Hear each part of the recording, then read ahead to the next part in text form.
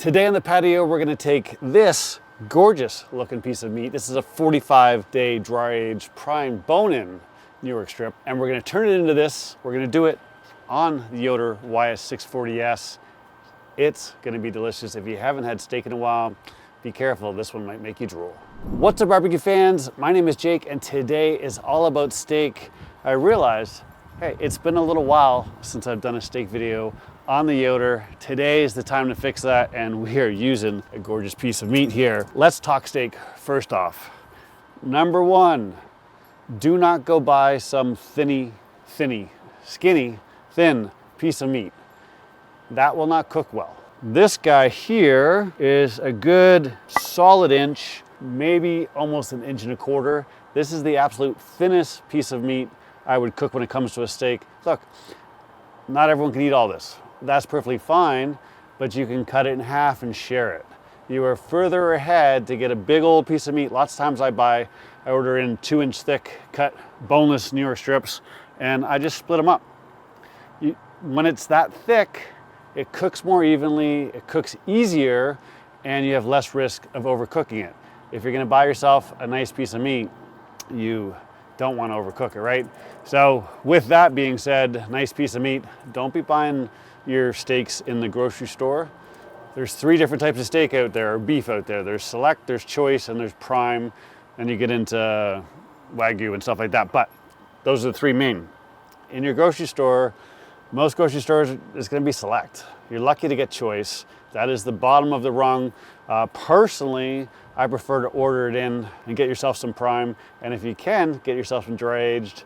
It will make it even better. It gets beefier, it gets more tender, and it's an enjoyable piece of meat. This guy is a bone-in New York strip. I would guess that it weighs 20 ounces, and it was dry aged for 45 days, and it's gonna be delicious. The other thing that you wanna do at a minimum is dry brine this for 2 hours. All right, so what I did is today, about 3 hours ago probably, I put some Diamond Crystal Kosher salt on here, and then I got out my pepper cannon and I put some fresh cracked pepper on it. I patted it in on one side, let some of this salt wick out some moisture. Then I flipped it, we did the fat side there, and then I flipped it over and I did it the other side. And between each time, I just let the surface get a little moist from that salt pulling out some of the moisture.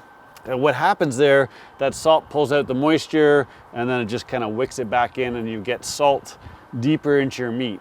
On a thick cut of meat, you absolutely want to do that. You could dry brine it on your countertop for a couple hours. If you're going to go 4-6 hours, or honestly overnight up to 24 hours is absolutely phenomenal. Then you just put it in the bottom of your fridge. On a rack like this, you want some air going around it, and let it get seasoned. The mistake I made when I first started dry brining is, actually I have a video on it, but I salted before I went for my cook.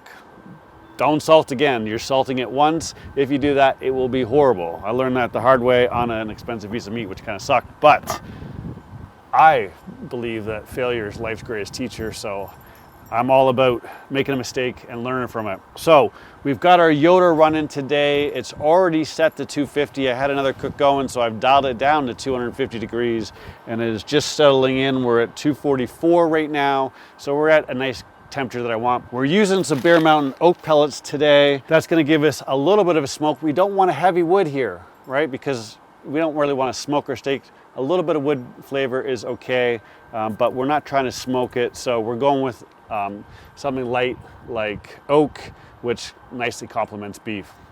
The other thing we're going to do is we are going to use the Yoder built-in probe here. This is an expensive piece of meat.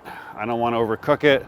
I don't want to have to check on it every 2 seconds. So this will allow me to set my temperatures and set a warning on my phone, and it'll alert me when it's time to cook it. And the final piece of this puzzle is that we are going to do this on the top rack, right? So let's get this guy on here, and we'll put our probe in there, and we'll talk a little bit about the cook. All right, so I'm going to put a glove on here. We'll put our meat on.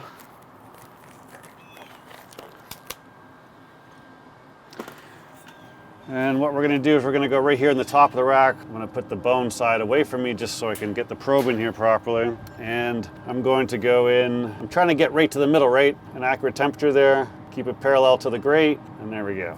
All right, and now Bear Mountain pellets are definitely putting off a little bit of smoke at 250. That's fine. We're gonna throw this in here, this into number 1, like so. And then what I'm gonna do is I'm gonna grab my phone here. You can see my probes right now is sitting at 50. It was on my counter for a little bit. So I'm gonna set a max temperature here of 120. That will then alert me on my watch and on my phone, let me know that when we hit that target temperature. Now look, my finishing temperature that I'm looking for is like 132, 133. I don't like a rare steak. If you like a rare steak, all the power to you. Cook it to like 110, maybe 115. And what's gonna happen is it's going to carry over 5 to 10 degrees, and then it's gonna come back down, and then you're gonna sear it. But what we're gonna do is we're gonna let this roll. I expect at 250, and that size steak is probably gonna take 40 minutes, somewhere in there. So we'll let that go. We'll have a sip of a rum and coke. Cheers. And I will bring you back when it's time to get to the next steps. All right, so it's actually been 35 minutes. We just hit 121 while I was setting up here. We're gonna pull this guy off.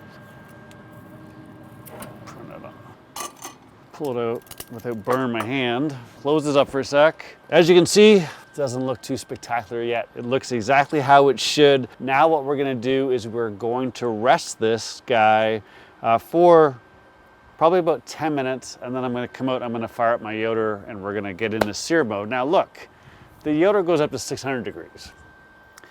If you have another brand that does not go up to 600 degrees, even, you know, like some of the Traegers go up to 500, they're not searing. I'm sorry, this is not happening.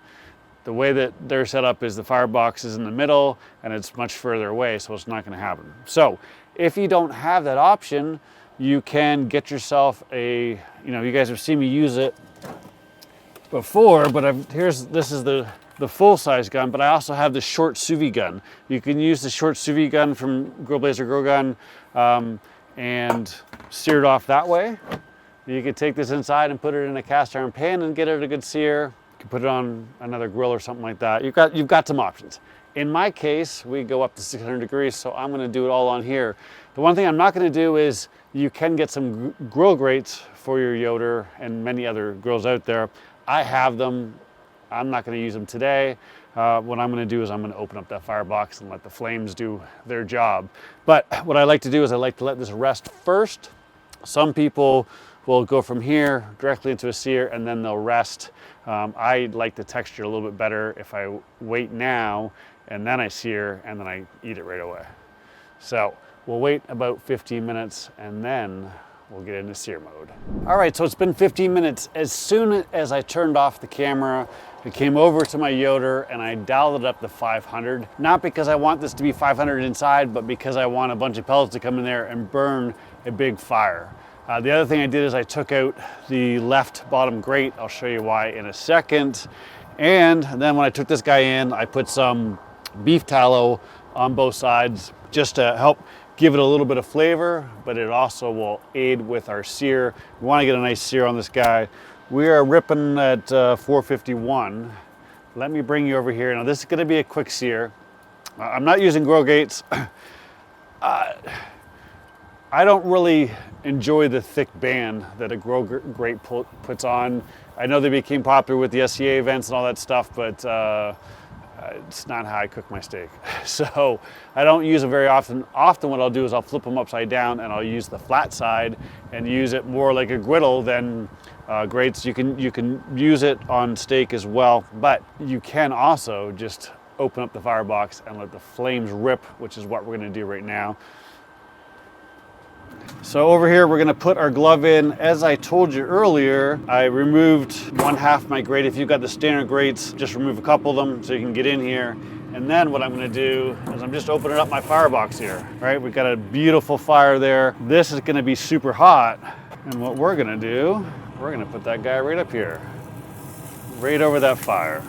So we're not gonna be in the fire. You could be in that fire, no problem. I don't really feel the need to. It is very, very hot up there. And I'm just gonna use a timer here, but I'm gonna flip this every 30 seconds and try and build up a little bit of a sear. Once I pick this up, I'll see exactly if I'm in the right spot, but I can tell you, it's hot up here, burning my hand. So It is super, super hot. Maybe I might do this every 15 seconds just because of the intensity of the heat. You can already see we're building up. There's 30 seconds. Getting a little bit of a nice sear on there. What I'm gonna do, it's a little windy out here. You can see my flame is way back there. The flame's kind of coming back here, so I'm gonna close this up real quick. And you can see we got pellets ripping because I had it open for a little while. Now we're getting up to that 500 degrees, and you can see just how tall these flames are coming up. I think we're pretty good. Look at the sizzle on that guy. All the fat is just sizzling. Turn off our yoder. All right, so we turned off our yoder. We've got this guy back here. We seared for 2 minutes. So I did 4 flips, 30 seconds apiece. The flame just really got where I wanted it near the end, ripping away there, but I don't want to overcook our meat here. So we're going to let this guy cool off on a rack a little bit for just a minute. Not even, I'll just keep on talking because we're gonna cut into this guy. Here's our bone. Is this, you know, it's like watching paint dry when you're doing something, it always seems like it takes a lot longer. But dogs are lined up. All right, it's been about a minute and a half. I'm done waiting. Give you a shot of that sear. Looking good on both sides. Great color. All right, so let's dig in. Find my bone going right there. Oh, there's a little tiny piece of bone at the bottom there. There we go. And actually, before I can't see it from this one side, but let me just cut this off here. It's like, why can't I get through that?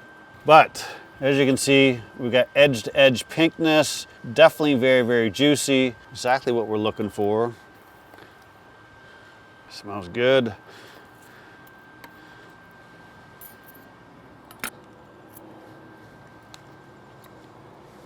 That, my friends, is phenomenal. The dogs are here begging. Before I say some final thoughts, we're gonna give them a little piece here. A little piece early. Nope, you've gotta sit first.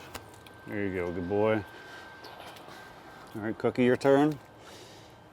Good job. Jake approved, dog approved.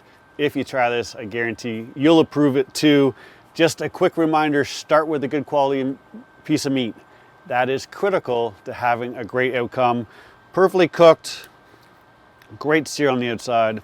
What more can you ask for? Except for maybe the most amazing baked potato you've ever had. Just so happens I just put a video up about that. Here it is right here. Check that out. It'll complement this one perfect.